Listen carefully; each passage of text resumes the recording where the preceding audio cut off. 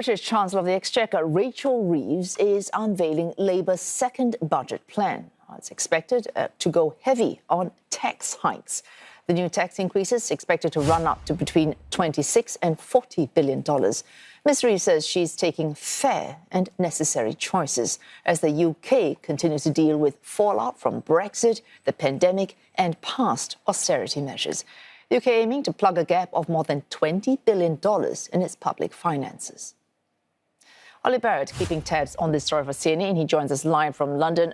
Olly, in this instance, we actually do have details because this was published accidentally earlier, the details of this budget. How crucial is it for Labour and what kind of pushback can we expect?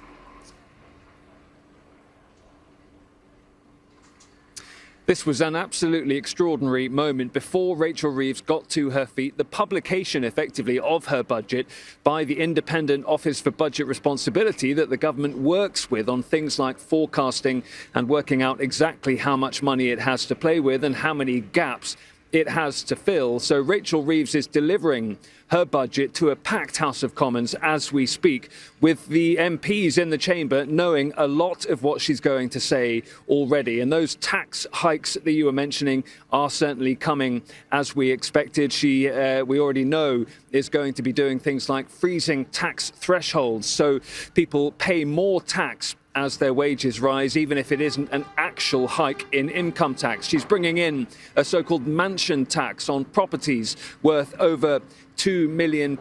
She is fiddling around with various elements around pension contributions and savings in tax-efficient environments for people who save up to a certain amount of money each year. There is going to be a new levy on electric vehicles in terms of the mileage that they drive, and all of this designed to fill those massive gaps in the public finances that the OBR, the Office for Budget Responsibility, have set out. They are also setting out a worsening growth picture for the UK economy, and that is very difficult indeed politically for Rachel Reeves. She is under huge pressure from Labour MPs within her party, from the public, from the financial markets as well. If this budget doesn't land well with one or more of those groups, she will find herself in a very difficult position indeed. And bear in mind, she came into this budget with weeks of speculation about leadership challenges and whether Keir Starmer, her boss, the UK Prime Minister,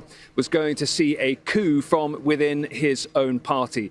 So if any of this budget unravels in the days and hours ahead, it'll be a very difficult political ride for Rachel Reeves, Keir Starmer and the government. She will hope she's delivering a budget which will satisfy her party in particular and maybe lead to some of that speculation around a leadership challenge dying down. But that OBR revelation of budget details before she got to her feet, an astonishing moment here.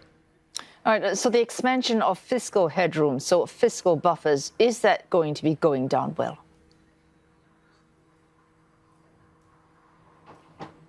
I think she hopes that that will go down well with financial markets and will buy her a bit more time and may see UK borrowing costs fall over the months ahead. And that is crucial to the government's finances as well. They need to be able to point to a picture of economic growth, but also a picture of an economy in which they are not spending too much money just on servicing debt. What we are not seeing in this budget are huge cuts to spending, as some critics of the government say we should be seeing. Indeed, the government is making changes on welfare, such as removing a cap on one benefit for people who have more than 2 children. She says that will help ease child poverty. Her MPs will like that very much.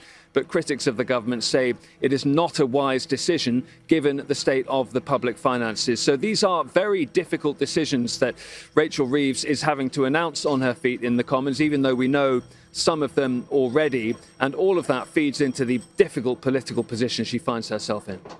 Oh, that's Olly Barratt there reporting live for CNN from London as the Chancellor of the Exchequer delivers her budget.